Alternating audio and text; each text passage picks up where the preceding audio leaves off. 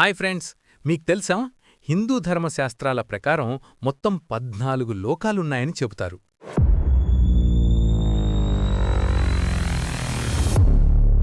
వీటిని 2 భాగాలుగా విభజించవచ్చు. ఊర్ధ్వలోకాలు పైనున్నవి 7 మరియు అధోలోకాలు కింద ఉన్నవి 7. 1.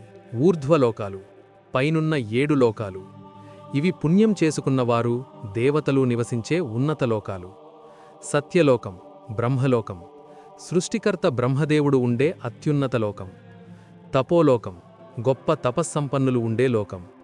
జనలోకం బ్రహ్మదేవుని కుమారులు సనక సనందనాదులు ఉండే లోకం. మహర్లోకం గొప్ప మునులు ఋషులు ఉండే చోటు.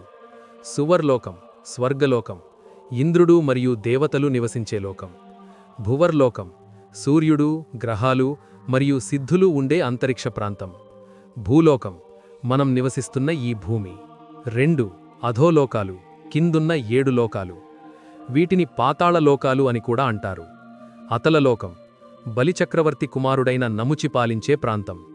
వితలలోకం హటకేశ్వరుడు అంటే శివుని రూపం ఉండే చోటు. సుతలలోకం భక్త ప్రహ్లాదుని మనవడు బలిచక్రవర్తి నివసించే లోకం.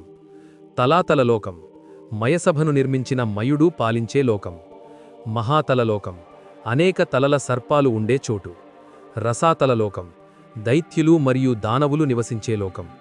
పాతాళలోకం ఇది అత్యంత దిగువన ఉండే లోకం. ఇక్కడే ఆదిశేషుడు భూమిని తన తలపై మోస్తూ ఉంటాడని చెబుతారు. మనం తరచుగా ముల్లోకాలు అని వింటుంటాం. అవి ఆకాశం, స్వర్గం, భూమి, పాతాళం. ఈ కథ మీకు నచ్చినట్లయితే మరిన్ని ఆధ్యాత్మిక మరియు చారిత్రక రహస్యాల కోసం వెంటనే మా ఛానళ్లను సబ్స్క్రైబ్ చేసుకోండి. పక్కనే ఉన్న గంట సింబల్ని నొక్కడం ద్వారా మా కొత్త వీడియోల అప్డేట్స్ అస్సలు మిస్ కాకండి.